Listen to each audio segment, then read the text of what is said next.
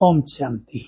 हम सभी संगठन में रहते हैं, चाहे किसी का 2 का संगठन हो, 3 का, परिवार में 5-7 का, और कोई बड़ा संगठन किसी ऑर्गेनाइजेशन का।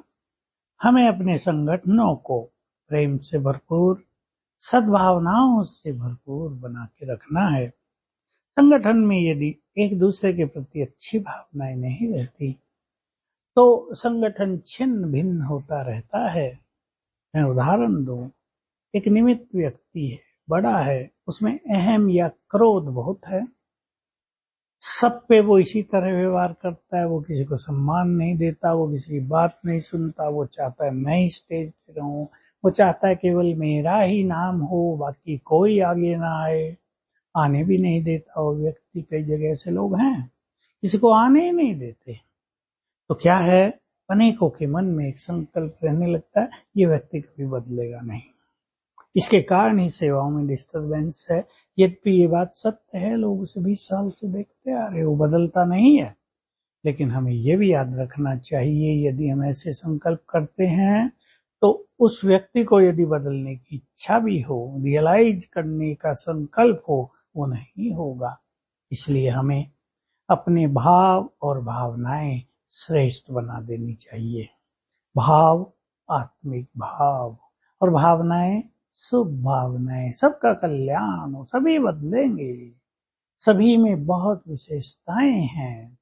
देखो, बाबा के बच्चों की बात आप देखो, सभी ने पवित्र जीवन धारण किया, बहुत लोग समर्पित हो गए, सभी को ईश्वरीय ज्ञान मिला, सभी का प्रभु मिलन हो गया, सभी सद्विचार सद्गुणों की धारणा अपने जीवन में करने लगे।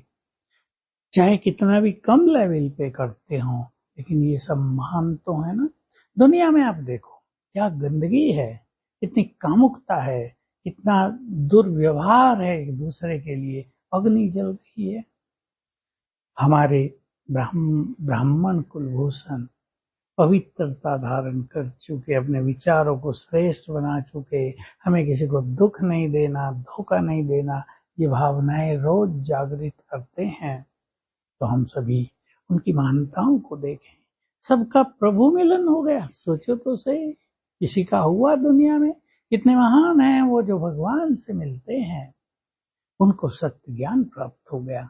इस सत्य ज्ञान को लोग शास्त्रों में ढूंढ रहे थे, वो ज्ञान स्वयं भगवान ने आकर दिया, और उसको लेने वाले सचमुच बुद्धिमान हो गए ना। तो हम दूसरों के लिए अपने भावों को, अपने एटीट्यूड्स को, अपने दृष्टिकोण को बदलें। ये सब महान है।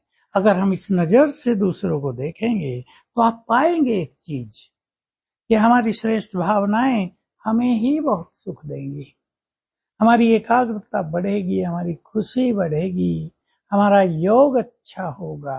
लेकिन यदि हमने यही संकल्प रखा, ये ऐसा, ये ऐसा, ये ऐसा, तो दूसरों को डिस्टरबेंस हो या न हो, हमें बहुत डिस्टरबेंस होगा। तो आइए हम संगठन में भाव और भावनाओं के आधार से प्यार की, खुशी की, अपनेपन की, सबको आगे बढ़ाने की भावनाओं को जागृत करें। ऐसा एक माहौल बनाएं जिसमें सब महसूस करें, ये हमारा है, ये हमारा कार्य है, ये हमारे हैं, हमारा ये सुंदर परिवार है। एक का अहम दूसरों को दूर न करे, ये बहुत इंपॉर्टेंट चीज है। अगर अहम किसी पर घातक वार करता है तो ये यज्ञ के लिए बहुत बड़ा नुकसानदायी होता है। हम सभी इस नुकसान से बचेंगे।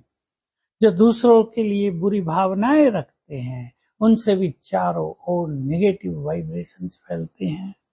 लोग उन्हें गिराने की कोशिश करेंगे, आगे नहीं बढ़ने देंगे, तो हमारा संगठन कमजोर होता है। हमें सोचना ही चाहिए हमारे संगठन में अनेक लोग महान हों, अनेक लोग योग्य हों, अच्छे अच्छे स्पीकर हों, अनेक लोग योगी हों, सभी का नाम हो, सभी कहें इनका संगठन तो महान आत्माओं का संगठन है, पुण्य आत्माओं का संगठन है। ऐसा माहौल हमें बनाना है। तो भाव और भावनाओं को बदलते हुए हमें अपने अपने संगठनों में, जिसको बाबा कहते हैं किला मजबूत करो, किला मजबूत कर देना है। सभी सुखी रहें, सभी प्रभु प्रेम में मगन रहें, सभी का कल्याण हो, ये सुंदर भावनाएं रखनी है। ओम शांति।